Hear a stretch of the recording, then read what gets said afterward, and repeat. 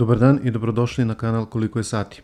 Danas gledate recenziju jednog hronograf modela mikrobrenda RZE.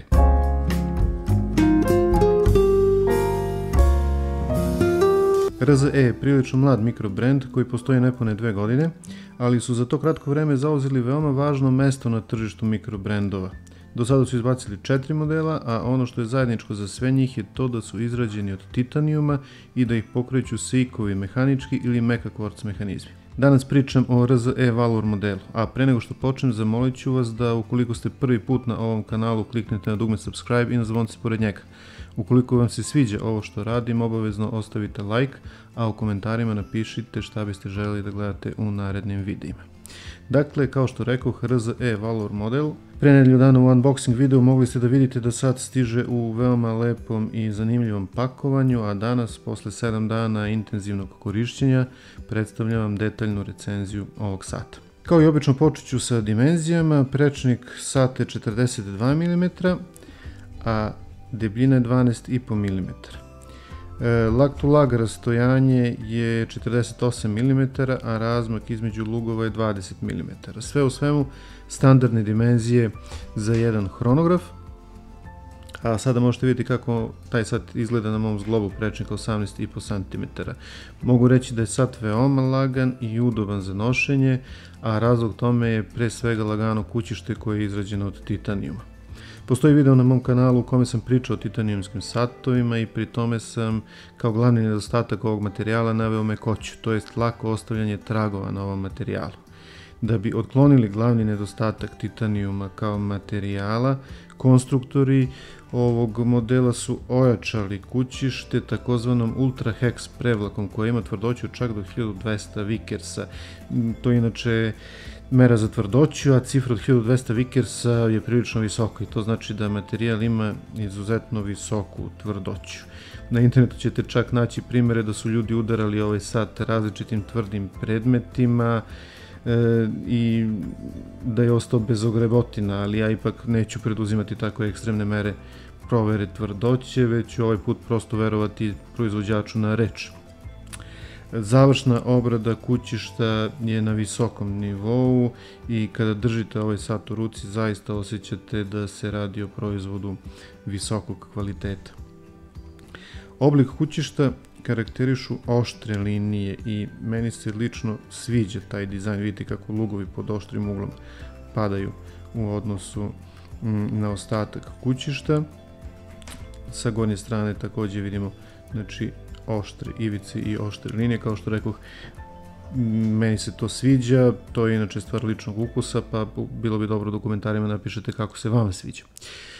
Sa bočne strane imamo potpisanu krunicu, jako lep dizajn krunice, jako lep urađena.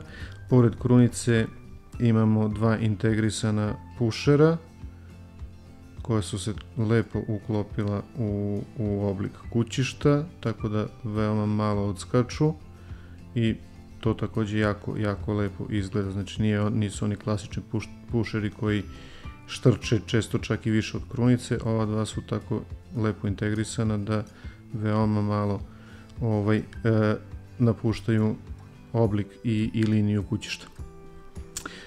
Krunica je na zavijanje, to sam zaboravio da kažem, i vodootpornost ovog sata je 200 metara. Ta vodootpornost je onako standard za diver satove, a s obzirom da je ovdje reč o hronografu, te karakteristike su više nego zadovoljavajući. Ipak, ja sam malo skeptičan kada je vodootpornost u pitanju kod hronografa, jer osim te krunice imamo i dva pušera, to su dva dodatna otvora za vodu i u tom smislu postoji veći rizik prodora vode u kućište, znači trebalo bi da su te opruge koje vraćaju pušere i ti dihtunzi jako dobri i to kod novih sata u principu pretpostavljam da nije problem, ali posle nekog vremena sve to može malo da popusti, tako da treba biti obazriv kada se koriste hronograf satovi prilikom kupanja. Sa zadnje strane je poklopac koji je također zavijajući, a na poklopcu su standardno ispisane osnovne oznake modela i osnovne karakteristike. Međutim, ovo je gravirano toliko sitnim fontom da bukvalno morate da imate perfektan vid da biste sve pročitali golim okom. Moram da priznam da sam koristio časovničarsku lupu da bih sve pročitao. To se baš ne može smatrati nekim nedostatkom ovog sata, ali eto, čisto kao mala preporuka možda proizvođaču da ne bi bilo loše kada bi koristili malo veći font na poklopcu kućišta. Inače, logo je lepo ugraviran i to sve lepo izgleda. Da se vratimo na prednju stranu i na ono što je bitnije kod svakog sata. Sat ima safirno staklo sa super antirefleks premazom sa unutrašnje strane i to se vidi, dakle cifre je jako lepo čitljivi, nema ocija, tako da taj antirefleks, to je super antirefleks, daje rezultate. Oko stakla je klasičan crni hronografski prsten sa tahimetarskom skalom, a ispod stakla se nalazi brojčanik u takozvanoj panda kombinaciji boje. Model u ovoj boji nosi naziv Crusader White, a osim ovoga možete kupiti Vintage Salmon varijantu i GT ili GT Black varijantu. Meni se lično najviše sviđa baš ovaj crno-beli model, mada vidim da je ova Salmon boja jako popularna u posljednje vreme, ne samo kod ovog proizvođača, nego i kod još nekih drugih, ali generalno, kao što rekoh, meni se lično najviše sviđa ova panda varijanta, a vi u komentarima napišite koji se vama najviše sviđa.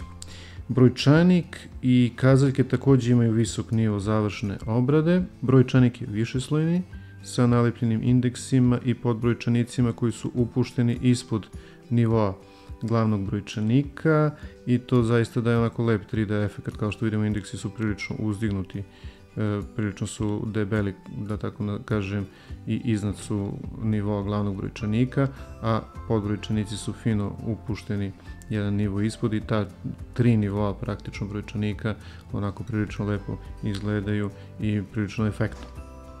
Glavni brojčanik ima teksturu peska, a podbrojčanici imaju takozvani dizajn gramofonske ploče sa diskretnim koncentričnim krugovima i markerima i kazaljkama u plavo-beloj kombinaciji. Brojčanik ima simetričan dizajn, kao što vidimo sa dva podbrojčanika, kao što sam rekao, na trojici i na devetki.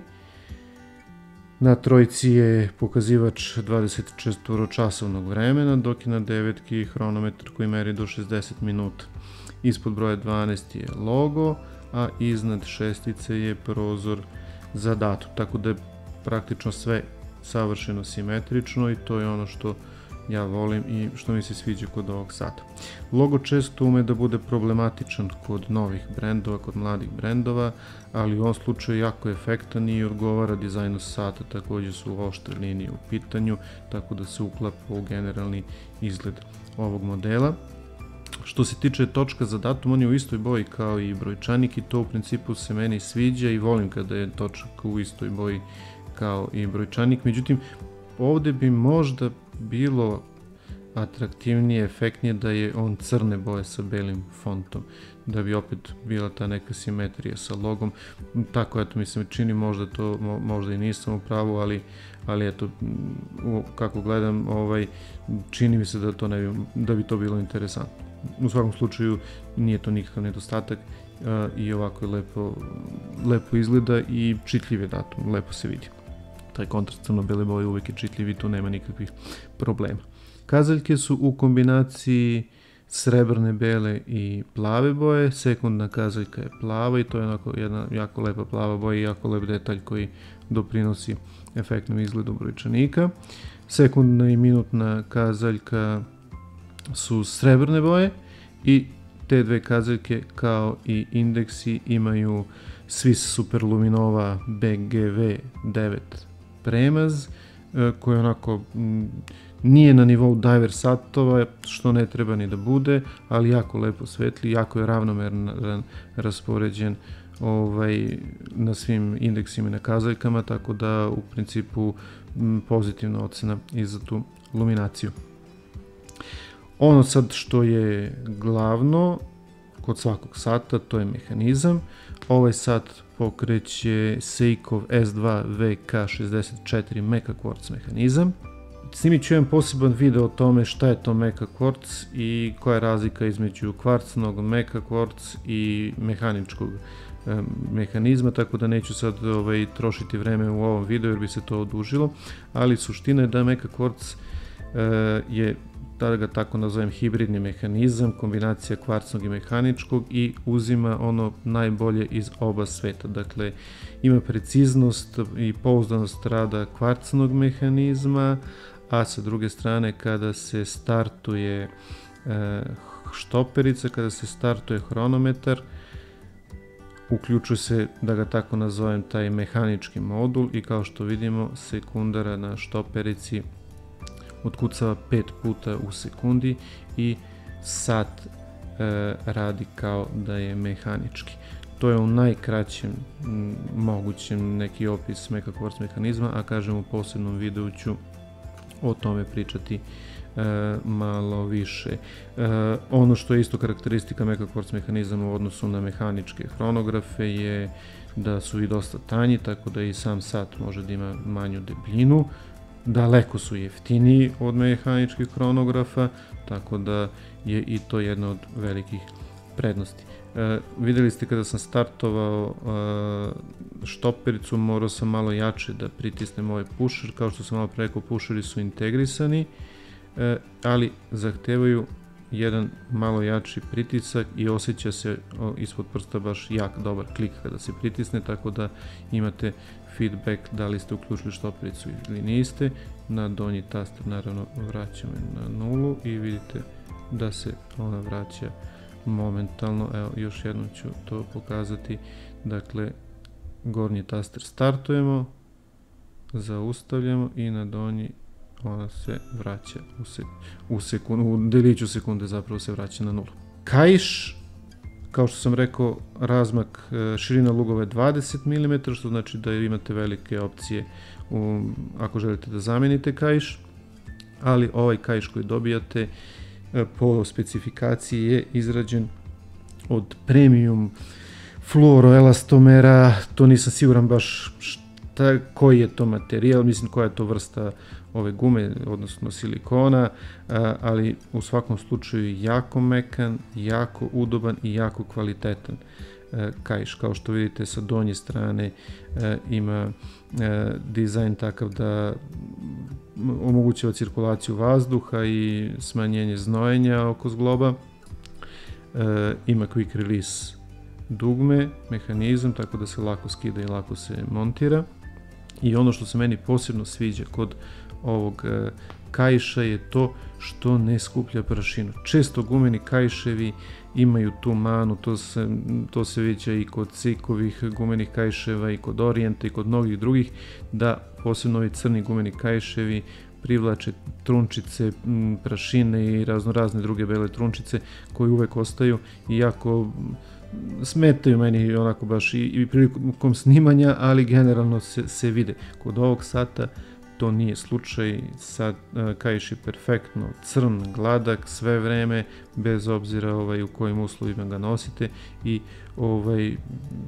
veliki plus za ovaj kaiš. Uz sat sam dobio i ovaj NATO kaiš u racing bojama, pa isprobat ćemo kako izgleda sat i na njemu. Kao što vidite, jako interesantno izgleda sat i u ovoj varijanti, tako da imate opciju. Ja nisam siguran da li ovaj NATO kaiš redovno dolazi u sat, mislim da ne, ili ga je proizvođač meni poslao čisto radi recenzije, ali u svakom slučaju ga možete kupiti na RZE sajtu. Inače, link za kupovinu ovog sata i drugih modela i kaiševa koji proizvodi RZE je u opisu videa. Još jedna varijanta kada pričamo o kaiševima, s obzirom da sat ima plavu kazaljku, hajde da vidimo kako izgleda i na ovom plavom kaišu. Prosto volim da isprobam, ja sam već pričao u prethodnim videima da volim da isprobavam razne varijante kaiševa na svojim satovima i da imam različite opcije i različite kombinacije. Pa hajde da vidimo kako ovo izgleda.